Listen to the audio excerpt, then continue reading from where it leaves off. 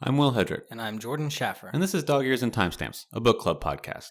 Also, the Witcher podcast. Yes. Continued. We're the Witcher podcast now. Witchercast. Witchercast 2019. Download the new app, Witchercast. It's got a picture of Jordan as the Witcher. That would be really cool.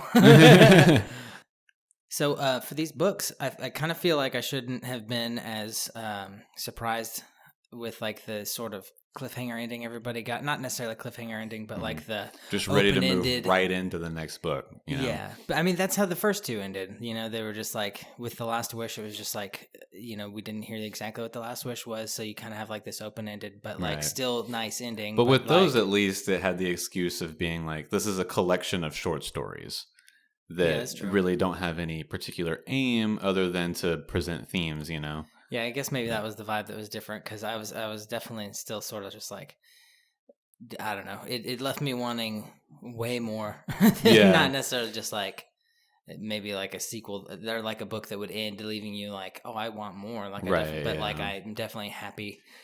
It's definitely a book that its intention is to just move right into the next one. Exactly. You know? It's only like 320 something pages, you know, which is half the size of a regular novel that tells a full story, you know. So I guess it makes sense. If his intention was always just to, okay, now it's on to the next book, and now it's on to the next book, and now, you know, then that's what he did. Yeah, and I mean, I wasn't expecting it, I don't think either. But that's where we are with it. Yeah, but kind of like we said before, just like how it came out every year, I guess it just lended itself for that. It's not like programmed viewing for a book, but I bet that was fun for like the hardcore fans, you know, in Sweden, right?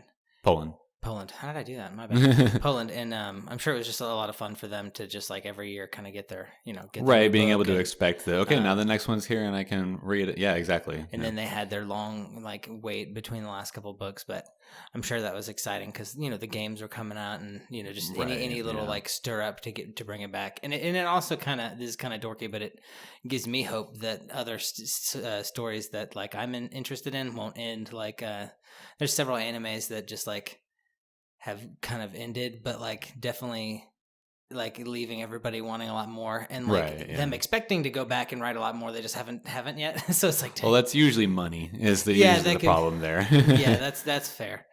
So I mean, I guess I need the people that I like to get all the money. Exactly. Yeah. That's why I preach supporting the things that you like, because anime is a really bad problem of not being able to finish things out because it's very expensive to do and has very little monetary return unless you can score big with like a Naruto. Yeah. And those are some of the most like creative and interesting stories with just like, and because it's anime, I feel like they have the freedom to do literally anything. They can make it realistic or there's no like Witcher. There was an animated series, I think, but it was very short. Or maybe I don't remember if it was an animated series or if it was you just watched the clips all together. No, because there was a comic series that they came out we with. Talked about that, like the graphic novel. They may have, because there was this thing that was happening for a little while. Where they knew that people weren't going to read comics, or at least spend the money to get comics, and digital comics weren't like as prolific as they are now, or it wasn't as easy to just download like the Marvel app or the DC app and just, you know, have your comics that way. And so they were doing this weird thing where they were animating different panes from the comic and just making YouTube videos, and someone would narrate what was on them. And so it was like a video format for comics without having to make a full animation. Yeah. And was that like a third party guy that was doing that? No, it was like an official thing that somebody started. And so maybe I'm thinking about something like that. But there was a comic Witcher. And that would be cool. Like that seems just like it would have been a good idea.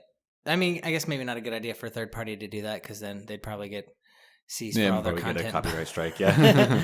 But it doesn't seem too hard to at least make it more accessible in that way for other people.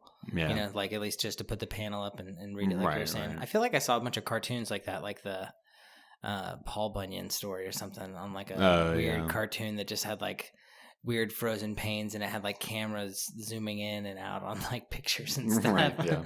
But so I mean, we were talking about the next book. Are you excited? Like, what do you? I mean, where I forgot kind of where we left off with the so last we guys. leave off right where I said we would leave off last week with Yennefer taking Ciri.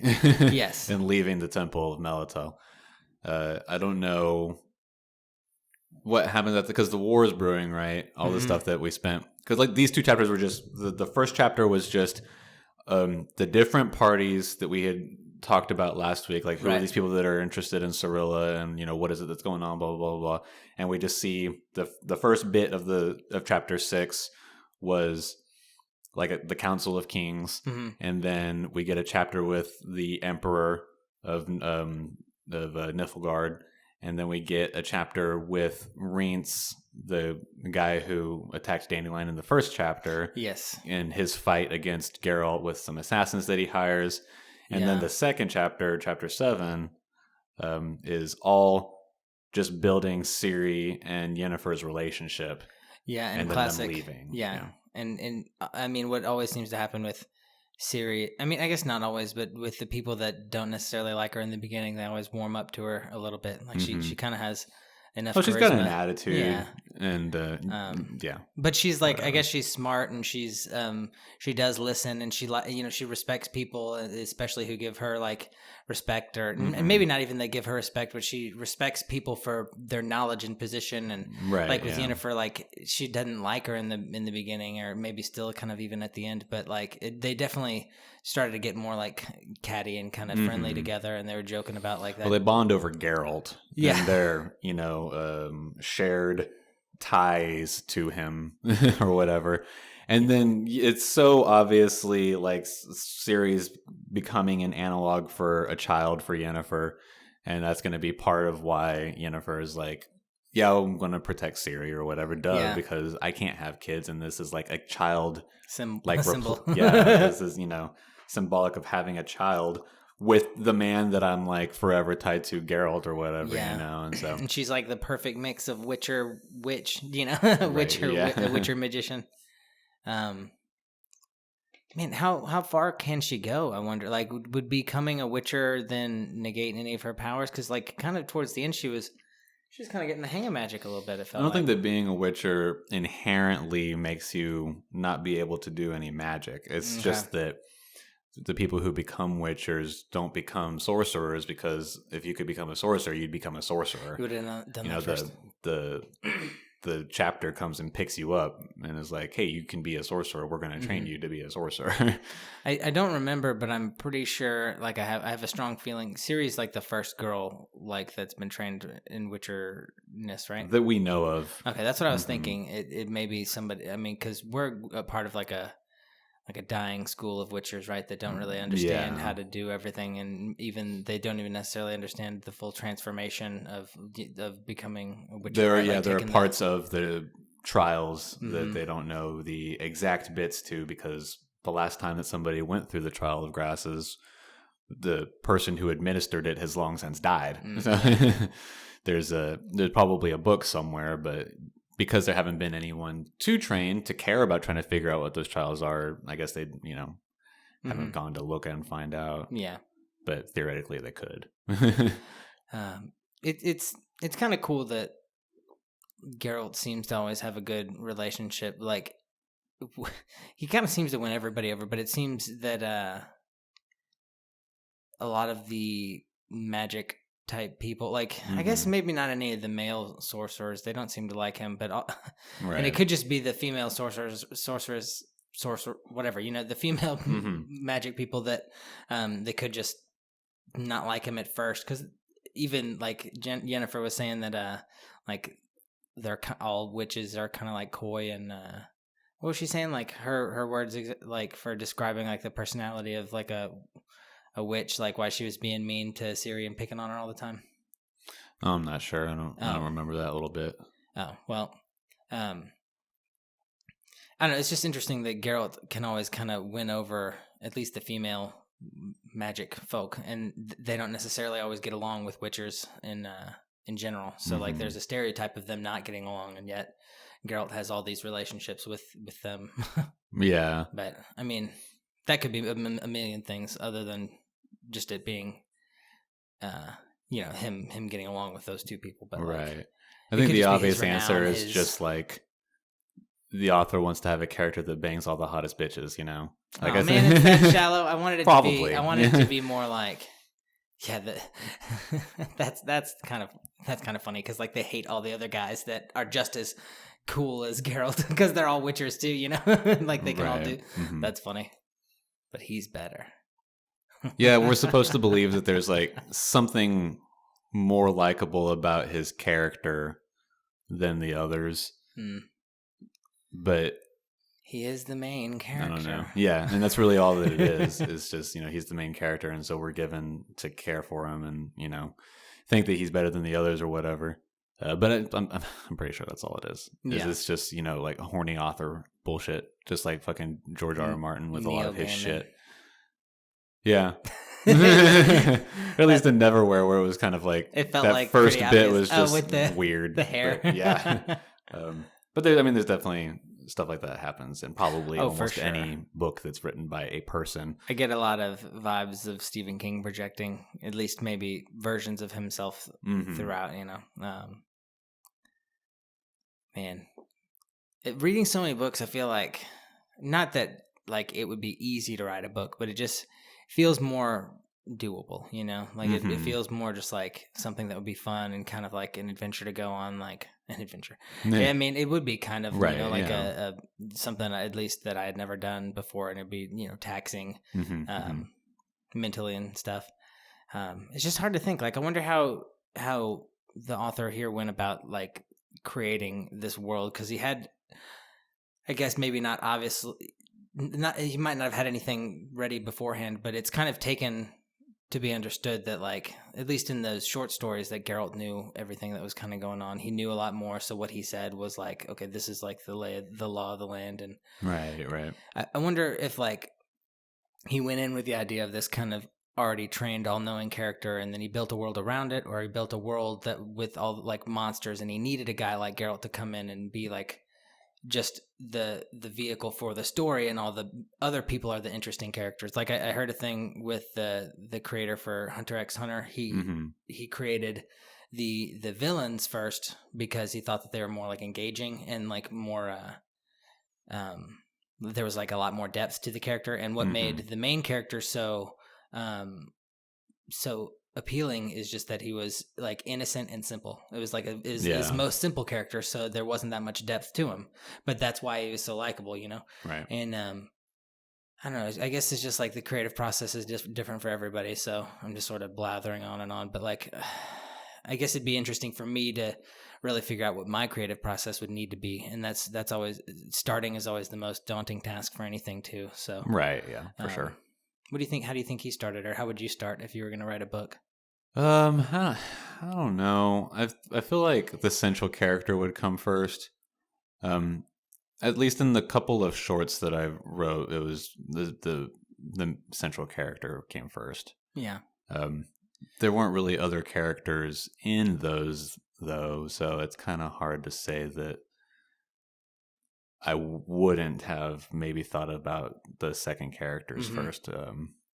But I think that at least in this scenario, the way that I understand it, not that I've done a ton of research, but just what I have seen, is that he wrote the short stories first for like a magazine publication. Right. And they were just like, monthly, like, here's the next short story from the Andrzej. And then after like it got, it was popular, his fans were like, these short stories are really good. You should just like compile them or, make an actual series. And so then he did. Okay. So I would think from that angle that, maybe he had the universe in mind leading into the first writing the short story. Like, what if there was this super dark monster universe? Or, and then you would need a kind of a character. Yeah, who's the character that we explore that universe with? Well, it's got to be a monster hunter, you know, something like that. Yeah, do I want to be a guy that gets trained, or do I want to like be in a dying world of my? Yeah, that seems fun. Okay. So I think that's how it was. Yeah, I feel like I guess brainstorming with you a little bit, my best approach would be maybe to create a main character secondary to like a world and a theme that like I wanted to explore. Yeah. But I don't know, because I mean, I guess I like the simplicity of a main character. Of like, I guess I like that idea of a main character being kind of simple, and maybe the other things being what entices and it's a pretty standard story structure. Yeah, I would say that the majority of, well, maybe not majority, but a very large number of heroes' tales are just nobody characters, and the ensemble around them is what's more interesting. So charming than anything. and Like the entirety of Naruto sucks pretty much until he gets more. He's better in Shippuden. Oh yeah. But in the first series, he's just stupid. Believe it. He never gets anything right. He never grows at all. And the characters around him are so much better, and the villains are awesome. And then in Shippuden, there's finally some character growth for him. Yeah, and I mean that. I guess that was like they just gave you little, doggy biscuits of like small, tiny character development for him to make you keep going on till Shippuden, because it wasn't completely abandoning Naruto. But I see exactly what you're saying. He was a lot more relatable and fun in Shippuden, but like a simple character does kind of feel like the way to go with like an ensemble cast to kind of boost him up. Right. Doesn't necessarily have to be an underdog either, though. Even like another thing that we reference all the time, Harry Potter. Like Harry's not that interesting. No, he really isn't. He's not like the best. Ron and Hermione are so much better. Neville is really good. Neville's very interesting. I don't know if Ron is necessarily all that interesting. Neville's better served by us not having to see him all the time. That's probably why he seems more interesting. And so what we do see of him is just more interesting or whatever. But I think that Ron and Hermione are more interesting than Harry on the whole. I feel like Ron's more fun because he's just like, he's the conduit for all the other Weasleys, and by Ron you get all the others. That's what made it, because Ron's kind of meh too, I feel like. There's definitely like a book or two where he takes a side seat. Right, yeah. And then he gets mad about it in the next book. So it's sort of like, works. And I mean, I'm far from saying I don't like Ron. Of course I like Ron. I like all three of them. But just like as another example of how, your main character quite often is kind of blank for the purposes of the reader being able to put themselves into it a little bit more easily. That's why like you never see Master Chief's face in Halo. Yeah. Because it's supposed to be like, sort of pseudo-symbolically like, well, that's you, or something, because you're the player and you're the one playing this character in the thing or whatever. And in the first, like 3 games, maybe just the first 2 games, they never even say his name. They just call him Chief all the time. Yeah. Full circle all the way back to me being the Witcher head. Yeah. On Witchercast. Man, that's so fun. Like it's taken me a year and a half of listening to books and talking about them with you to realize a little bit of structure for how books are created. But it's and it's not for me. It's not at all like seeing the answer to a magic trick and kind of having all the like it's gone. None of the novelty's gone or the coolness or surprise or right. none of that's lost, I don't think, on me. And that's part of what can be so great about art in general, is that even once you start to recognize the rules, you can then, like you said, it's not gone all of a sudden. The magic isn't gone. If anything, there's probably somebody out there that loses the magic because of that. But for sure. But I would think that for the majority of people, it then just enhances the experience. Yeah, it takes it to a different.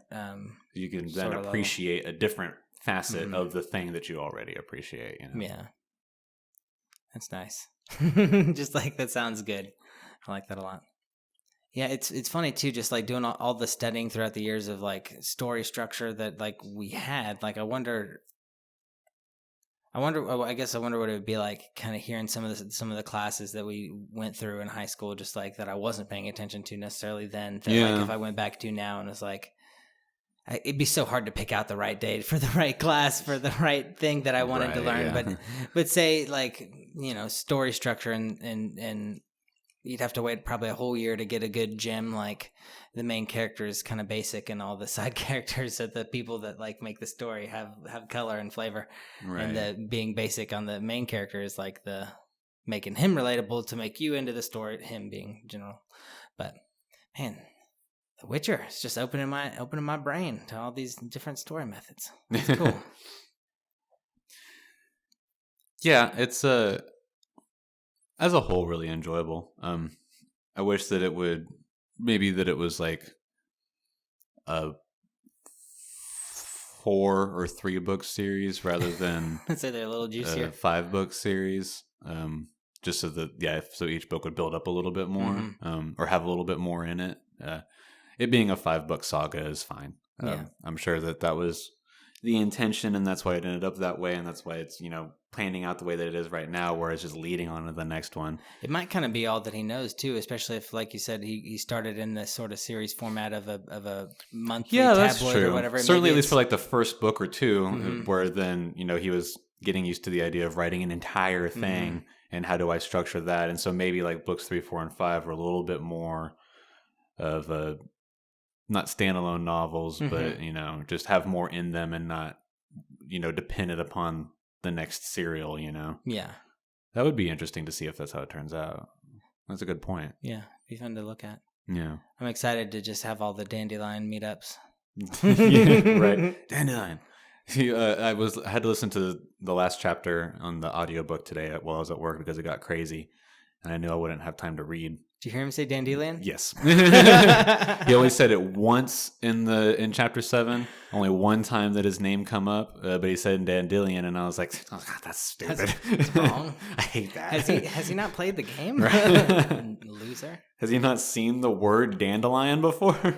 He was probably thinking like, in translation, it could. He can't actually mean the flower. The flower, yeah. He's probably just a funny name. This traveling minstrel that very commonly exhibits, feminine attributes couldn't possibly be named after a flower. I must pronounce it in a bizarre way. Dandelion. That caught me so off guard whenever it just like suddenly was like Dandelion. Okay, whatever. In my own fun little fantasy world, I'm creating like all these different like joint storylines where Dandelion is actually like in the Name of the Wind, like the main character, he plays music. That's part of like his character trait. He's growing up as a kid. You learn that he's part of like a traveling minstrel, and one of the best. And so in my mind, I made him Dandelion, just because it's like that's a fun little crossover. And then I did it with somebody else in this book too. I forgot who it was. It wasn't like I'm pretty sure just all the dwarves are like crossed over. It's the same, like I do use the same dwarf model in my head for the Aragon dwarf as the Lord of the Rings dwarf as the this one. I forgot his name, but shoot, I was gonna say I had like another fun relation that I made in my head of just like this story, but man, I think you did good when you said let's do The Witcher. Made a good choice. Yeah, I think that I didn't want to end up stretching it because I felt like well, what if somebody didn't want to get into the first one, and then now we're gonna do the second one. But at the same time, like we've just got to get more of a story for this show, for sure, off of this property. And then also, since if we're going to do the Netflix series, then it makes sense to just match that up with reading the second book, and then we can be done with The Witcher as a podcast. Yeah, and this could facilitate other people that might not necessarily have the time to read, and maybe this will spark their curiosity into like more about the story if if they don't know anything about it and they know the show's coming up. Right. So. Or they know the show and they want more. It'll be interesting to find out finally when the show's taking place. I think it's the same as the first book, so we couldn't have timed it better. Yeah, what I saw because I was reading an article earlier just to try and figure out like some breakdown stuff, and it apparently is just going to cover the books, not the games. Okay, cool. The prequels that are all the short stories are going to be sort of woven in throughout the series as needed. There might be like callbacks, like, one episode is Geralt like thinking back, oh, I remember that one time I saw that golden dragon. I was literally thinking the golden dragon. I was like, I hope he references that one. Well, aside from the Striga, it's the best one. It is, yeah. But so it's going to be all the literary element. It's not going to cover the games at all. Okay. Probably because they didn't want to also pay for the rights for the games to cover that side of the story as well. Certainly now, as huge as CD Projekt Red is, they could probably have commanded a pretty big price tag for it. You think I should invest the time in the game? I think so. Yeah. I think that anybody who is interested in playing an RPG game, yeah, I do. Those are my favorite. Would not go wrong choosing to start the games. Okay. If they wanted to go through 1 and 2, then 3, that's a huge undertaking, and I commend anybody that can get through it. Starting in this day and age. Yeah, that's what you were saying. Because there's dated. The game mechanics are like just outdated, and being used to modern day game mechanics, going back to some of those old janky mechanics, was like, God, why would they do it this way? It makes no sense. You know? Short of going back like to Zelda for nostalgia. Right, it's just difficult to accept that you have to deal with janky game mechanics or just things that are just cumbersome. Right. The first game is definitely cumbersome. The second one's a lot better. I think that people can start there and not be dissatisfied. Is that one still translatable to the consoles that we have right now? What could I get it on Xbox One? You should be able to get it on Xbox One. It was a 360 game. So I'd have to probably 360 and PS3. You'd have to download it. Yeah. Okay. I'm pretty sure it would be extremely surprising if it hadn't made it to the backwards compatibility list, so that you could just download it from the marketplace and still play it on your Xbox One, because it was insanely popular. Yeah. Not as popular as the third game, but it's still very popular. And then the third game is on everything. Okay. You know what game was badass, but I completely forgot about until a couple days ago? I'll give you a hint. It came out on Xbox, and it was kind of one of the first games that I had ever noticed where you could take a good and a bad twist in the game, and your character changed based on the Knights of the Old Republic. Close. Mass Effect. Close as well. Fable. Oh, Fable. Okay, yeah. That was the first game that I ever bought on 360 that was backwards compatible to Xbox. It was on Xbox, right? Yeah, it was originally an Xbox game. And I got it. Oxbox is what I used to call it, because it's as big as a fucking ox. It was huge, dude. And then for original. That thing seemed like you could hit it with a hammer and it wouldn't break. You probably can. Yeah, I have one upstairs, tough. And I bet that if I dropped it off the balcony, it would kill a man. It was super heavy. Alex customized his too. Painted it up. Mine's red. I got mine painted. Yeah. Nice. Matt and Alex's dad painted it. Oh, that's cool. Very cool. Let's whip it out. Right. Fable was great though. Yeah, and that's not what this game's like at all, probably, right? No. There's you get to make choices, and the choices affect how things happen. Oh, but really? It's not like Fable or Knights of the Old Republic or Mass Effect, where it's very clearly good and evil choices. It's way more ambiguous in the spirit of the entire series. Okay. Would it change the plot of the story by any means? It doesn't seem to. Yes, it can. Yeah. Oh, really? It's as I understand it, there's a couple of things. Generally speaking, the aim of the plot continues to happen. Right. Okay, let's just say, as an example, game 1 is supposed to end with a war starting. The war is going to start. Mm-hmm. But you can what kill side Hitler, did you take over? Yeah, who was more successful, or something like that. It does change the flavor and the way that you experience it, but overall plot continues to happen, because that way they can have the third game come out. Right? Yeah, it makes sense. Exactly, because they're not trying to write 8 different games into one game. Oh God, yeah, how tough is that? Once. It took me forever to kind of see through the Telltale game, that you were still going down the main tree trunk. I know, but you could see a different branch here. Yeah, and I mean, the first one felt a little bit more free, because I don't think they knew exactly if it was going to go. It's the same thing with all the other books that we have, that we start off and they don't know if it's going to be a series.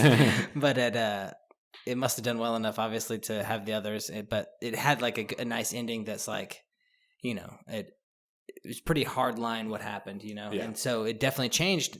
Well, it didn't really affect how the start of the second game, because you're a different character, but it's still the same story, and you have to deal with some PTSD kind of from your old decisions in the last game, which was kind of fun. But it was that same. It's like you're experiencing the same story as everybody, but you have a personalized flavor to it. You're still experiencing ultimately just Clementine going through all of the stuff or whatever, sometimes through the eyes of a different character, but it's pretty much all Clementine. Right. Or, more about her. Even in the first one, it was all... Once you come upon Clementine and, bring her into the party, everything's about, like, protecting her or whatever. A boring main character, Lee. Who can die at the end. Whose love interest gets killed, like, almost immediately. And the side characters are the engaging ones that bring you into the story. Man, dude, we just cracked the code, We figured out bro. Storytelling, It's almost like... it's almost like it's all ruined for me. It's the year 2019, and stories have been around for a long time.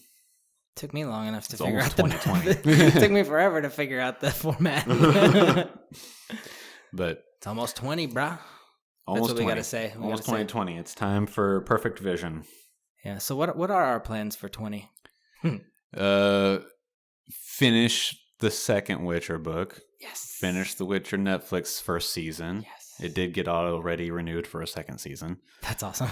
I think the Netflix just does that for every single one of their shows, though. Oh, I guess if it is. I think it's Netflix part of a marketing tactic these days. Yeah, look how good we already can tell it will be. Like, you got to check it out. We've already renewed it for a second season. It's a can't miss. Hasn't even aired yet. It must be good, right? We did get the guy that played Superman. Right. What else are we going to do in 2020?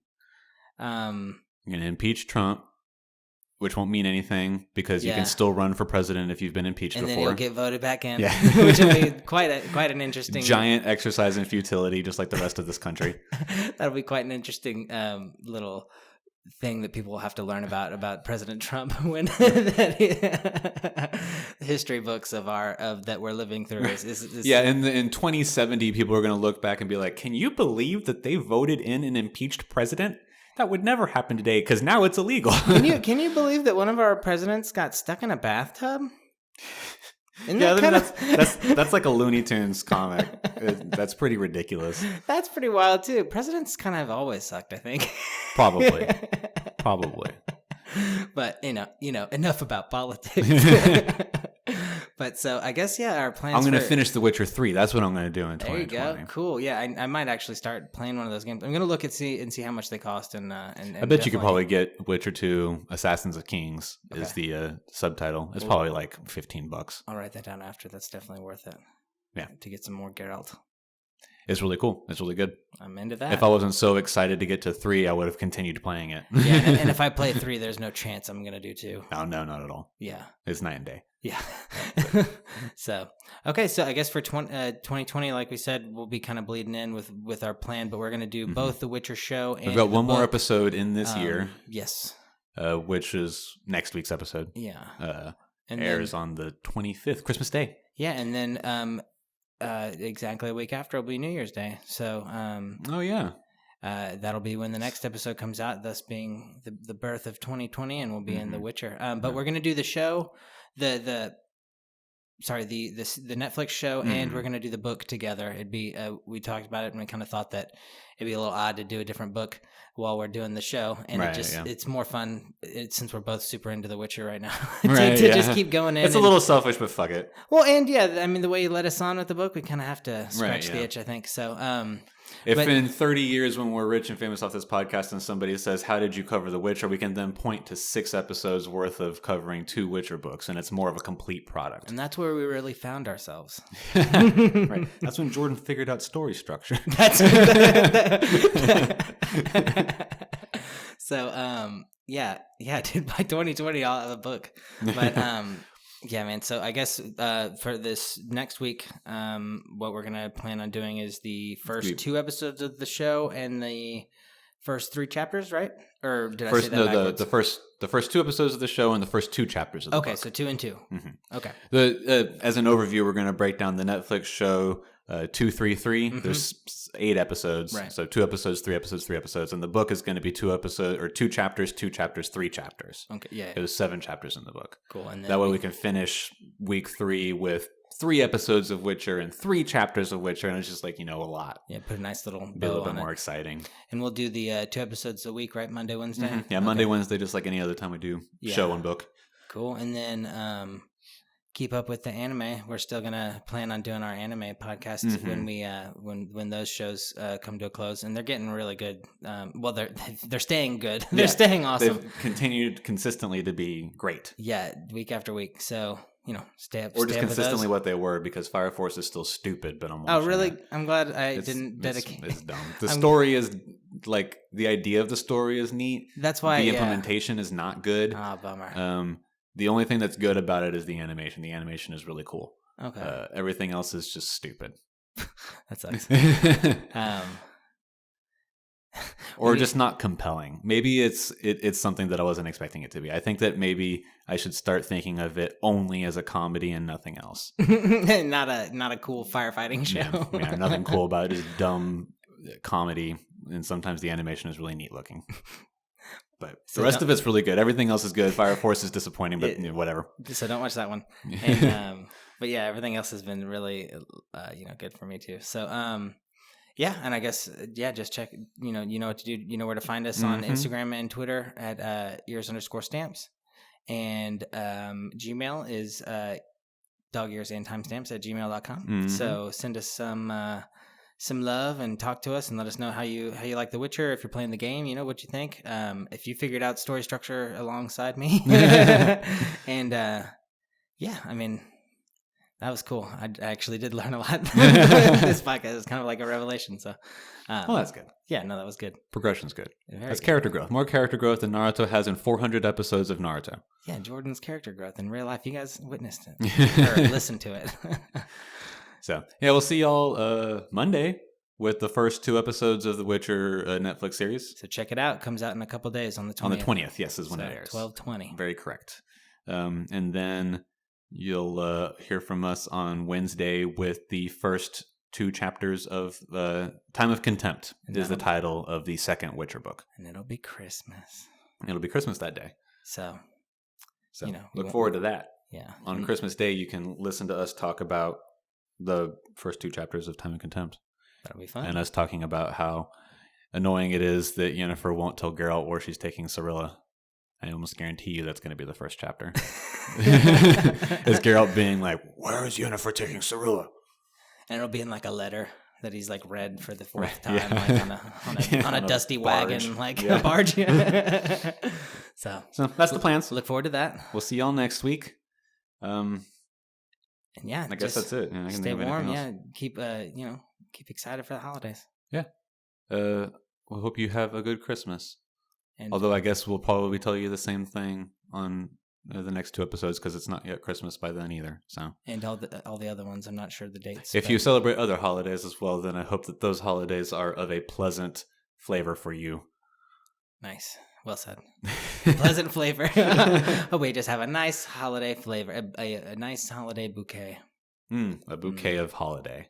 That tastes good. A holiday bouquet. Bouquet was bad when you said flavor because I should have said smell. Or something that went with taste rather than smell. But anyway. All right. Well, I'm Will Hedrick. I'm Jordan Schaffer. This is Dog Ears and Timestamps.